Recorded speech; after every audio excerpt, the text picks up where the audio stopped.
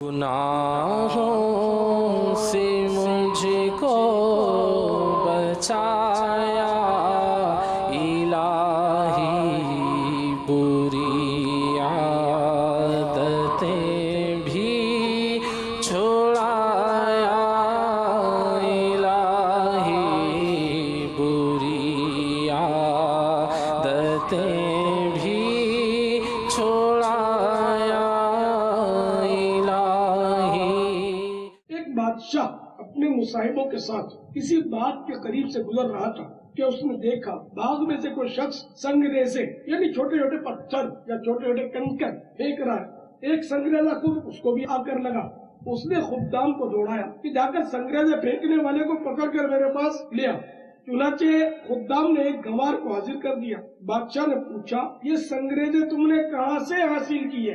اس نے ڈرتے ڈرتے جواب دیا میں ویرانے میں سیر کر رہا تھا کہ میری نظر ان خوبصورت سنگریزوں پر پڑی، میں نے ان کو جھولی میں بھر لیا، اس کے بعد پھرتا پھراتا اس باغ میں آ نکلا اور پھل توڑنے کے لیے یہ سنگریزے استعمال کر لیے۔ بادشاہ نے کہا تم ان سنگریزوں کی قیمت جانتے ہو؟ اس نے عرض کی نہیں۔ بادشاہ بولا یہ پتھر کے ٹکڑے دراصل انمول ہیرے تھے جنہیں تم نادانی کے سبب ضائع کر چکے۔ اس پر وہ شخص افسوس کرنے لگا۔ اب اس کا افسوس بیکار تھا کہ وہ انمول ہیرے اس کے ہاتھ سے نکل چکے تھے۔ اسی طرح ہماری زندگی کے لمحات بھی انمول ہیرے ہیں، اگر ان کو ہم نے بیکار ضائع کر دیا تو حسرت و ندامت کے سوا کچھ ہاتھ نہ آئے گا۔ 25ویں والے آقا، 25ویں والے دولہ، امام اہل سنت اعلی حضرت مولانا شاہ احمد رضا خان علیہ رحمت الرحمان ہمیں جگاتے ہوئے فرما رہے ہیں اے غافلو، دن بھر کھیلوں میں خاک اڑائی، لاج آئی نہ ذروں کی ہنسی سے۔ یعنی ریت کے حقیر ذرے بھی تجھ پر ہنستے رہے کہ کیسا غافل ہے کہ کھیل کود میں اپنا وقت برباد کر رہا ہے، انمول ہیرے ضائع کر رہا ہے، کرنے کے کام نہیں کرتا، نہ کرنے کے کاموں میں پھنسا ہوا ہے۔ حضرت سیدنا امام بیہقی علیہ رحمت اللہ القوی شعب الایمان میں نقل کرتے ہیں تاجدار مدینہ صلی اللہ تعالی علیہ وآلہ وسلم کا فرمان باقرینہ ہے، روزانہ صبح جب سورج طلوع ہوتا ہے تو اس وقت دین یہ اعلان کرتا ہے آج اگر کوئی اچھا کام کرنا ہے تو کر لو کہ آج کے بعد میں کبھی پلٹ کر نہیں آؤں گا۔ واقعی کسی نے سچ کہا، گیا وقت پھر ہاتھ آتا نہیں۔ زندگی کا جو دن نصیب ہو گیا اسی کو غنیمت جان کر جتنا ہو سکے اس میں اچھے اچھے کام کر لیے جائیں تو بہتر ہے کہ کل نہ جانے ہمیں لوگ جناب کہہ کے پکارتے ہیں یا مرحوم کہہ کر، ہمیں اس بات کا احساس ہو یا نہ ہو، مگر یہ حقیقت ہے کہ ہم اپنی موت کی منزل کی جانب انتہائی تیزی کے ساتھ رواں دواں ہیں۔ چنانچہ پارہ 30 سورہ انشقاق کی آیت نمبر 6 میں ارشاد ہوتا ہے یا ایھا الانسان انک کادح الی ربک کدحا فملاقیہ۔ اے آدمی، بے شک تجھے اپنے رب عز و جل کی طرف ضرور دوڑنا ہے، پھر اس سے ملنا۔ ہم چل نہیں رہے، دوڑ رہے اپنی منزل کی جانب، لمحہ بلمحہ ہم اپنی موت کی منزل کے قریب سے قریب تر ہوتے چلے جا رہے ہیں، مرتے جاتے ہیں ہزاروں آدمی، عاقل و نادان آخر موت ہے۔ بارہا علمی تجھے سمجھا چکے، مان یا مت مان، آخر موت ہے۔ اپنے وقت کو فضولیات میں برباد کرنے والوں، گناہوں بھری زندگی پر اترانے والوں، اسی دنیاوی حیات کو سب کچھ سمجھنے والوں، دنیا کی دولت سمیٹ کر خوش ہوتے رہنے والوں، اپنی موت کو بھولنے والوں، غور تو کرو زندگی کس قدر تیز رفتاری کے ساتھ گزرتی جا رہی ہے۔ بارہا آپ نے بھی دیکھا ہوگا کہ اچھا بھلا ڈیل ڈول والا انسان دیکھتے ہی دیکھتے موت کے گھاٹ اتر جاتا ہے۔ اب قبر میں اس پر کیا بیت رہی ہے اس کا اندازہ ہم نہیں کر سکتے، البتہ خود اس پر زندگی کا حال کھل چکا ہوگا کہ کتنی بے اعتبار ہے دنیا، موت کا انتظار ہے دنیا، گرچہ ظاہر میں صورت گل ہے پر حقیقت میں خار ہے دنیا۔ یعنی یہ دنیا دیکھنے میں پھول نظر آ رہی ہے، بڑی خوشنما گل نظر آ رہی ہے، لیکن حقیقت میں تو یہ ہے کہ یہ کانٹا ہے، یہ پھول نہیں، یہ چبھتا ہے اور قبر میں سلا دیتا ہے کہ جس نے یہاں زندگی کے پھول چنے اس کو موت کے خار نے بالآخر ضرور زخمی کیا۔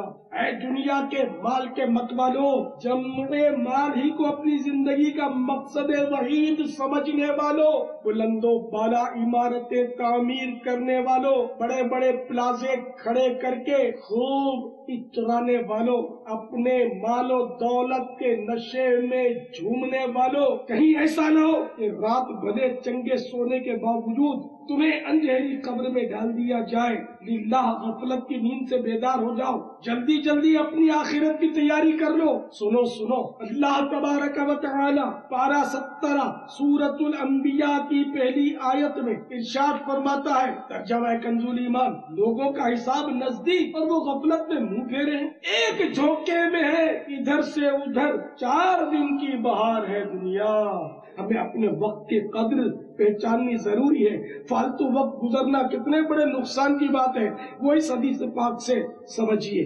چنانچہ تاجدار مدینہ، قرار قلب و سینہ، فیض گنجینہ، باعث نزول سکینہ، صاحب معطر پسینہ صلی اللہ تعالی علیہ وآلہ وسلم کا فرمان با قرینہ ہے، اہل جنت کو کسی چیز کا بھی افسوس نہیں ہوگا سوائے اس ساعت یعنی گھڑی کے جو دنیا میں اللہ عز و جل کے ذکر کے بغیر گزر گئی۔ اللہ کے نیک بندوں کو اس کا بڑا احساس رہتا تھا کہ کوئی لمحہ اللہ کی یاد کے بغیر نہ گزرے، کہ جو لمحہ گیا وہ پلٹ کر اس میں آنا ہی۔ چنانچہ حافظ ابن عساکر علیہ رحمت اللہ القادر تبیین و کذب المفتری میں فرماتے ہیں کہ 5ویں صدی ہجری کے مشہور بزرگ حضرت سیدنا سلیم رازی رحمت اللہ علیہ کا قلم جب لکھتے لکھتے گھس جاتا تو خط لگاتے یعنی نوک تراشتے ہوئے، کیونکہ آج کل جو پین ہمارے ہوتے ہیں ایسے تو پین ان دنوں نہیں ہوتے تھے، لکڑی کے قلم ہوتے تھے، اسی کو چھیل کر اس سیاہی میں ڈبو ڈبو کر لکھتے تھے۔ جب یہ نوک گھس جاتا تو اس کی نوک بناتے تھے، اس کو خط لگانا بولتے ہیں۔ تو خط لگاتے ہوئے ذکر اللہ شروع کر دیتے، لکھنا موقع ہوا خط لگا رہے تو اللہ اللہ کرنا شروع کر دیتے تاکہ یہ وقت جو صرف خط لگاتے ہوئے ہی صرف نہ ہو۔ حالانکہ اللہ کے نیک بندے اچھا اچھا لکھتے تھے اور ہمیں دے گے لکھ کر، دین کی کتاب ہے، تو یہ ان کا کام بھی کار ثواب ہوتا تھا۔ تو اب اس نیت سے قلم کو خط لگانا بھی کار ثواب ہے، نیک کام ہے، لیکن ایک پنت دو کاج، ایک ثواب کا کام اگر ہو رہا تو اس میں اگر دوسرا بھی شامل ہو جائے تو کیا برا۔ وہ تو قیامت دن قدر اس کی پتہ چلے گی کہ جب انسان ایک ایک نیکی کے لیے ڈھونڈ رہا ہوگا کہ کوئی مجھے ایک نیکی کم پڑ رہی ہے، نہ ماں دینے کے لیے تیار ہوگی، نہ باپ دینے کے لیے تیار ہوگا، نہ بیوی نہ بچہ، کوئی بھی اپنی نیکی نہیں دے گا۔ اس کو ہر ایک یہی کہہ رہا ہوگا کہ مجھے بھی نیکیوں کی ضرورت ہے، لیکن آج ہم غفلت کی نیند سوئے ہوئے، ہمیں نیکیاں کمانے کا موقع ہے مگر کما نہیں ہے، افسوس۔ حالانکہ نیکیاں کمانا خدا کی قسم ہمارے لیے بہت آسان کر دیا گیا، اتنا آسان اتنا آسان اتنا آسان کہ اس دنیا میں رہتے ہوئے اگر چاہیں تو 1 سیکنڈ کے اندر، 1 منٹ کی 60 سیکنڈ، یہ مبالغہ، 1 سیکنڈ نہیں تو 1.5 سیکنڈ 2 سیکنڈ میں جنت کے اندر ایک درخت لگا سکتے ہیں، درخت جنت کے اندر۔ اور اگر جنت میں درخت لگوائیں گے تو ظاہر ہے کہ انشاءاللہ جنت میں بھی جائیں گے۔ ابن ماجہ شریف کی حدیث پاک میں ہے کہ یہ 4 کلمات جو کہہ لیں اس کے لیے فی کلمہ 1 درخت جنت میں لگایا جائے گا۔ یہ حدیث کا خلاصہ ہے۔ وہ 4 کلمات کیا ہیں؟ سبحان اللہ، الحمدللہ، لا الہ الا اللہ، اللہ اکبر، یہ 4 کلمات ہیں۔